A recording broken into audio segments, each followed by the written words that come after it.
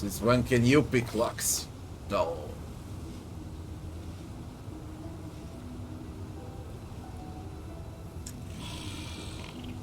A hunt is a clash between the hunter's cunning and the shrewdness of the prey. When the prey expects a trap, the hunter's acumen is put to the test in trying to subvert such expectations. Willodus has proven he understands this fundamental principle. The commander bursts through the front door and freezes, for all the tales about the mansion supposedly becoming a citadel. No one is there to assault the unwanted guests. There are no flying arrows, no chilling battle cries, and the expensive furniture hasn't been turned into makeshift barricades. The commander and his companions carefully examine the luxurious antechamber. There are two doors leading deeper into the mansion. One bears a symbol of a mirror, and the other a symbol of a knife. There is a bloody pigeon feathered in front of the doors, and a note that contains two words, "Welcome, assassin." Succeeded at lore. The commander recalls that the bloody feather is the symbol of Shax, the blood marquis. This demon lord is infamous for luring his victims into labyrinths full of deadly traps. The door slams shut loudly behind him. The commander.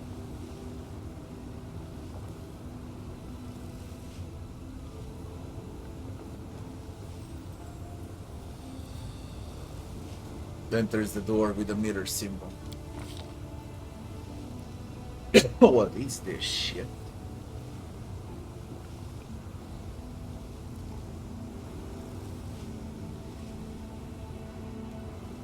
Stepping through the doorway, the commander suddenly feels nauseous, and an icy chill runs across his skin. His intuition screams that he just passed through an interplanar portal.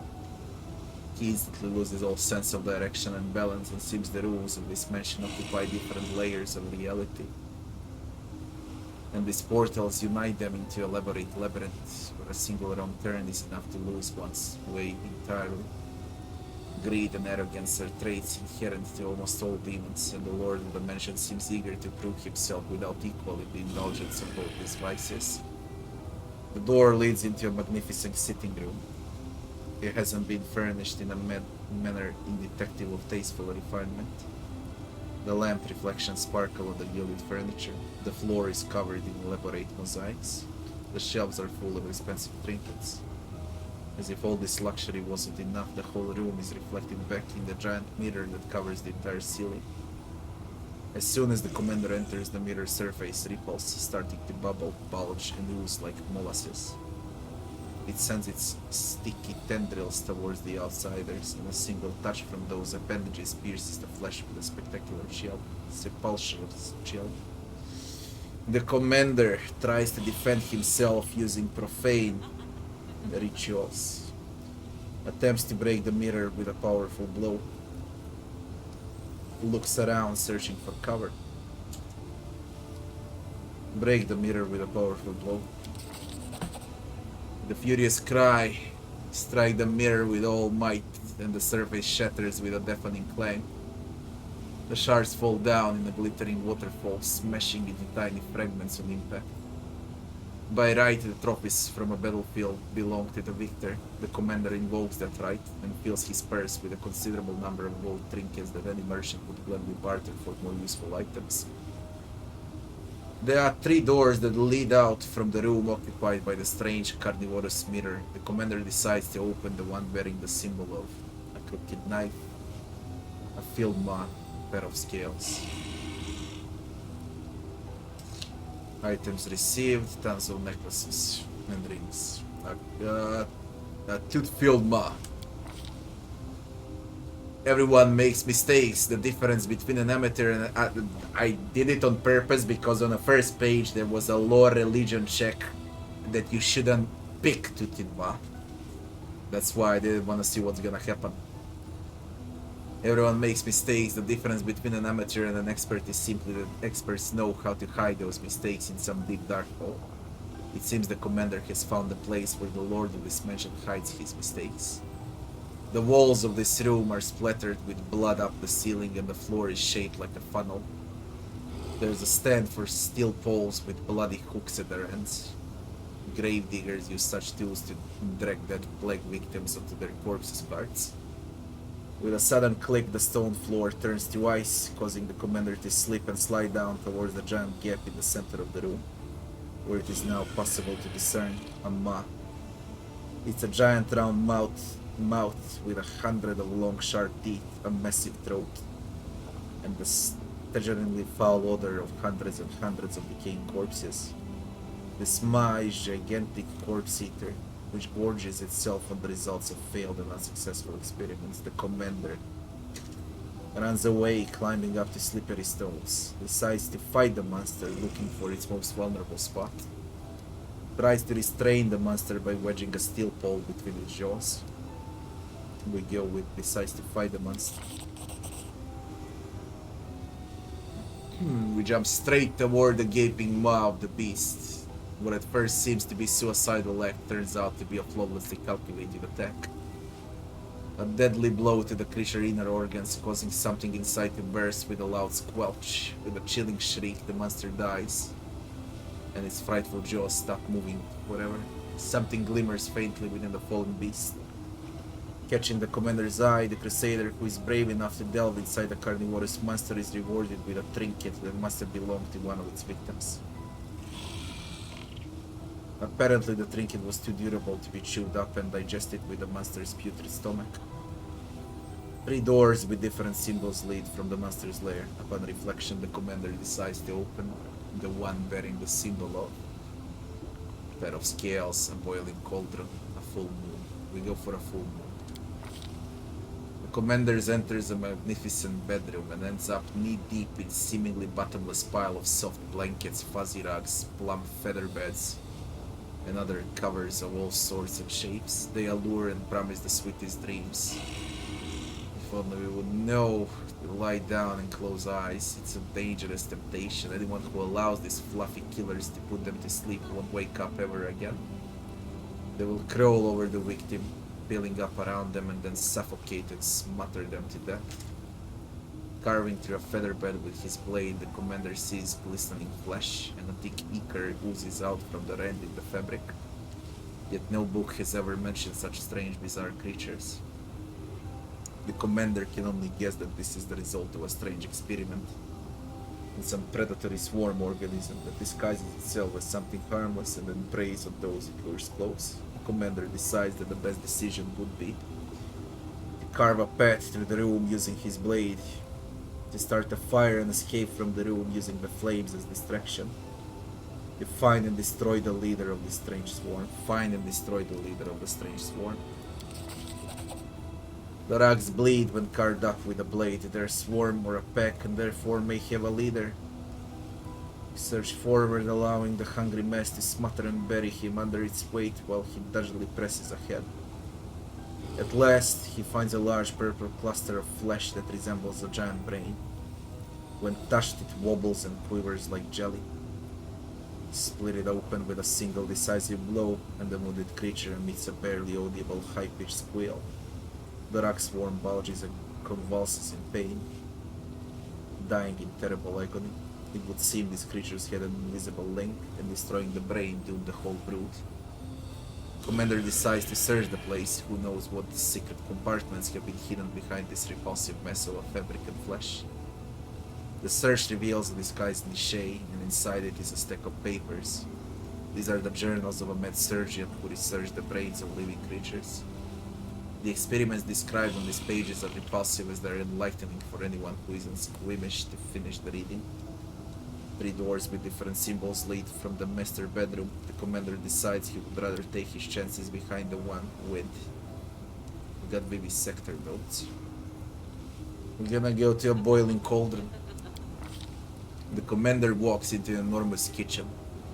There are massive cauldrons with shiny polished sides, and a tiny green flame flickers within a magical oven. The aroma of delicious spices beckons from the countless cupboards and shelves that line the walls. However, as soon as the commander enters the room, the cauldron's lids fly up into the air, blown off in a powerful explosions. A nasty greyish-pink slime oozes out of the open cauldron, swelling up like dough. The slime flows down on the floor, gathering up into massive clotted clusters, which then begin to crawl towards the commander. We've never seen or read about such creatures before. It is reasonable to suggest that this was the outcome of a complicated and perverted magical experiment. This carnivorous slime was captured in a cave, subjected to a magical transformation, and fed entirely with brain tissue.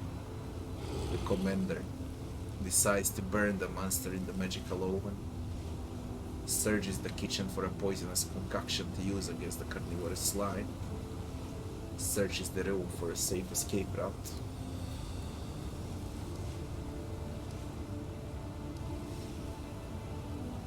Let's find a concoction.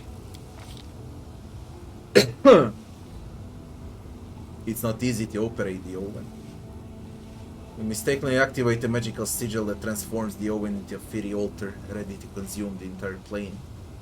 The oven walls manage to contain the roaring heat inside for a moment, but then they burst open, releasing a fiery tornado that leaves nothing but ash and ruin in its wake. The slime boils and vaporizes in a matter of seconds. When the inferno dies down at last, the entire kitchen is filled with the twisted remnants of corrugated metal scattered across the molten stone of this still smoking floor.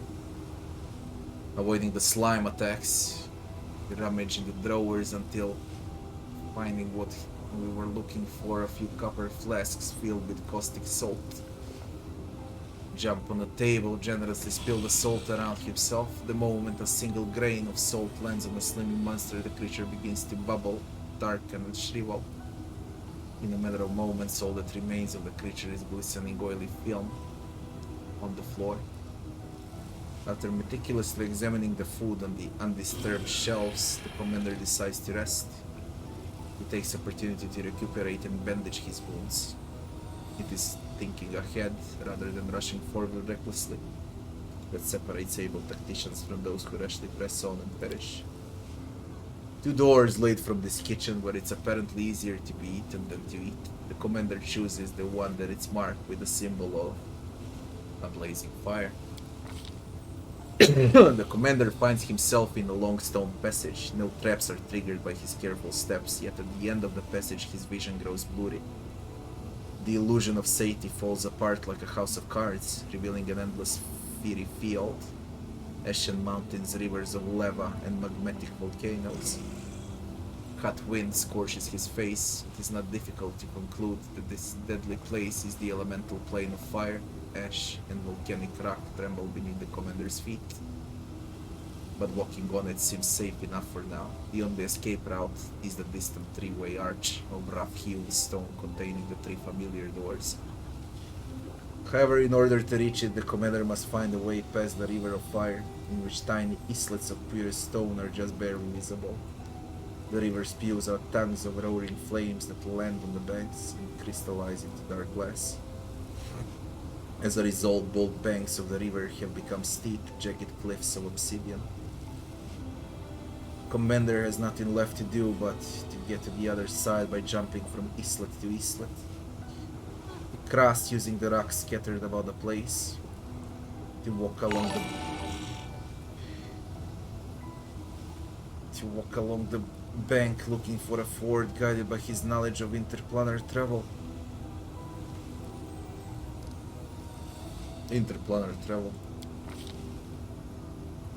A few tales of travelers who survived the plane of fire decides to venture forth along the fiery river bank.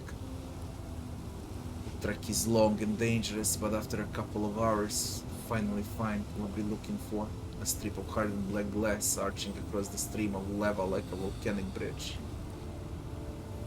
Carefully make the way to the other side using the makeshift bridge and climb up to the stone arches. After reaching the stone portals, the commander has to decide which of the three doorways to enter. Eventually, he settles on the one with the symbol of Arad, the boiling cauldron. Arad. The door doesn't budge. The commander forces it open with his weight and enters the same hall where this dangerous expedition first began. The cozy, comfortable setting in no way hints at the nightmares that awaited the commander inside the mansion. The door outside is wide open, and through the doorway dark figures can be seen clutching weapons. All of this was nothing but a warm-up. The final decisive battle is still to come. Commander prepares for a fight as he steps outside the accursed mansion.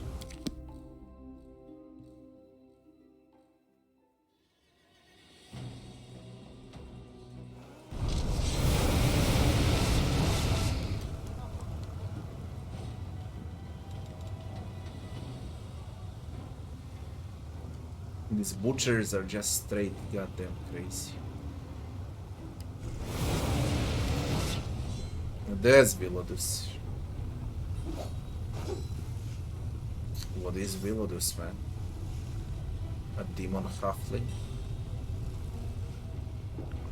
The leader of this gang of demons is grotesquely disfigured, even by the standards of the Abyss. A disproportionately large and bloated head rests on a tiny disformed body covered in bumps and furrows, like a shriveled walnut. What seems at first to be a mane of hair standing up on an end, it reveals upon closer inspection to be bone needles sticking out from his pale, blistered skin. Where the mouth should be, there is instead a bony plate formed from yellowing teeth that have grown together. It protrudes out from his torn, lacerated lips. His voice appears to come from a slobbering, undoubting hole in the neck just beneath his chin. More bloody larvae showing up at my place. I'm getting very tired of these visits. What a freak, when I feel somewhat conflicted. Would killing this creature be an act of cruelty or mercy? I do not wish to show mercy to the scum that set me up. Who are you? A snort of derision escapes from the creature's throat and he makes a dismissive gesture with his hand, his dirty nails curling into long thin spirals. You don't even know who you decided to challenge. Let these words herald your imminent death, outsider. I'm Willodus, the wizard, confidant and advisor to the Lady in Shadow. I'm also known as the Vivisector. So many words, I'll simply call you a corpse. Less impressive sounding perhaps, but easy to remember. Why did you turn your house into a trap? I was expecting assassins and therefore I prepared a warm welcome for such guests. I trust that you appreciated my vivarium. When I'm finished with you, you'll become a new decoration for my palace. And another test for those who follow you. You will be mine. Some of you will be mindless pets and the more attractive ones. I may use you to meet other needs. Did you create the monsters I found in the mansion? You call them monsters, silly boy. What can you possibly know about it? Those are masterpieces of vivisection. Impossible creations conceived not by nature but born with my scalpel, needle and magic. So, who do you think wants you dead? My enemies are many and dangerous and I could spend an eternity guessing. There's no need for that. Once I kill you, I'll soak your warm little brains in my concoctions and read the names of my enemies like tea leaves in vertical patterns. And then I'll have a lonely dinner. Why did you put a hit out on Darazan and give Greybor a faulty magical weapon? He hisses in frustration. Nonsense. Why would I want that idiot dead? What possessed him to think I'm the one who put a hit out on him? And how dare you pathetic amateurs even think that a scheme of mine might possibly fail? If I truly wanted to kill Darazan, he'd be long gone. I don't give a damn about anyone from that swarm of locusts. I expected such an answer. For some reason, whenever I corner these scoundrels and demand a reckoning, none of them are brave enough to own up their crimes. And they never go quietly when I slit their throat. What do you think, Greybor? Usually I'm quite capable of detecting lies, but this ugly wretch is impossible to read. Why does it matter anyway? Even if he's not lying, we do well to get rid of him. He just tried to kill us in his mansion. Besides, will you ever sleep well knowing this monstrosity is alive somewhere? Your words reek of deceit. Soon we shall find out your tiny, ridiculous worm-eaten brain smells like. Kill him. I won't lie, I've been waiting for this moment. Tomorrow morning my reputation will be spotless once again. Sweet dreams. Let's have some fun. It's on level 16. It's a witch. Butchers are a problem, not him. I will resist.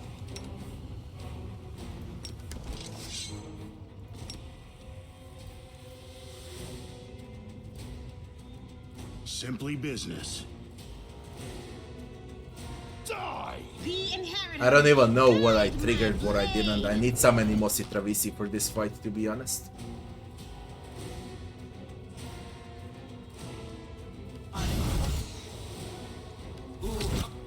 Willodus is easy kill.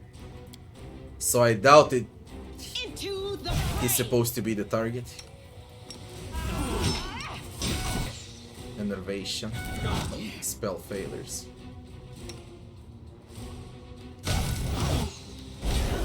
Those butchers are harder than him, to be honest.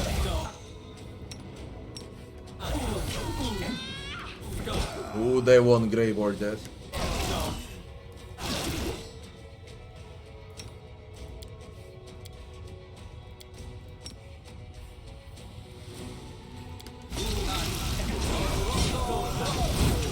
It's worth the pain. Are you dead? One butcher's dead. That's Willodus.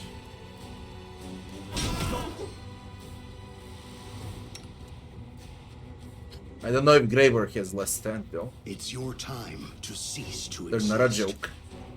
Butchers.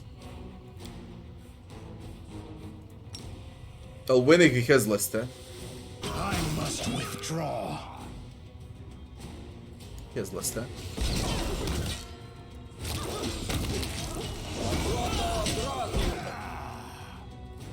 Willodus died.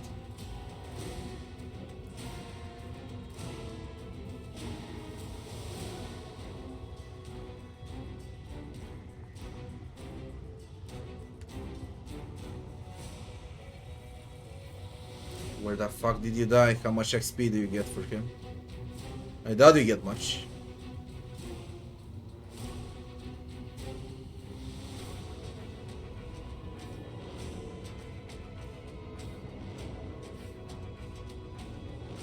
Where is he?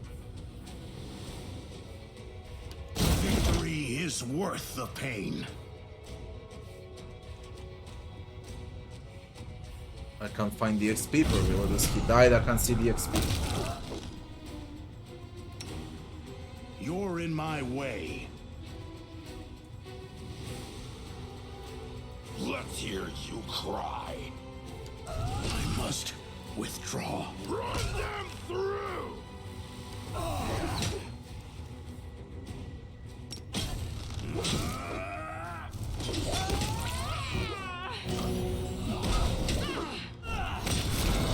Easy fight. What the fuck now?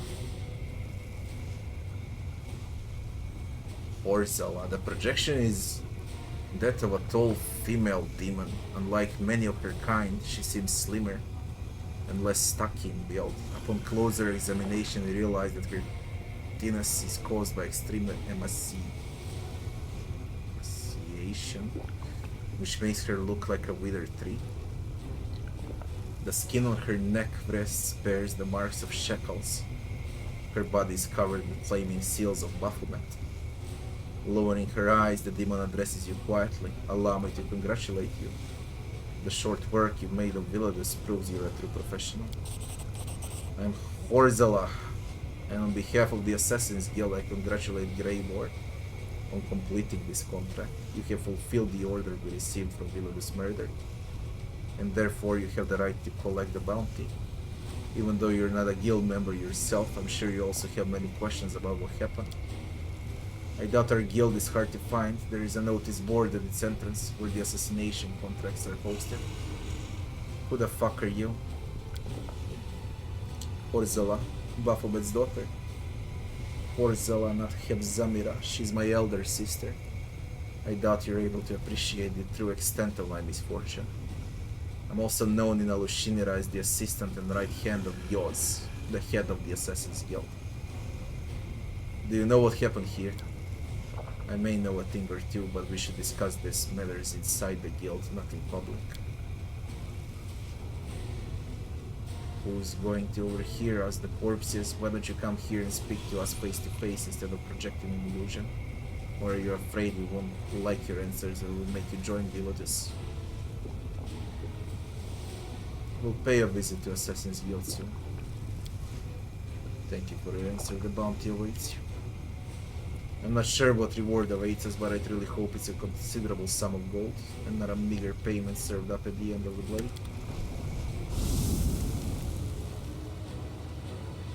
So Greyboar's quest ain't over.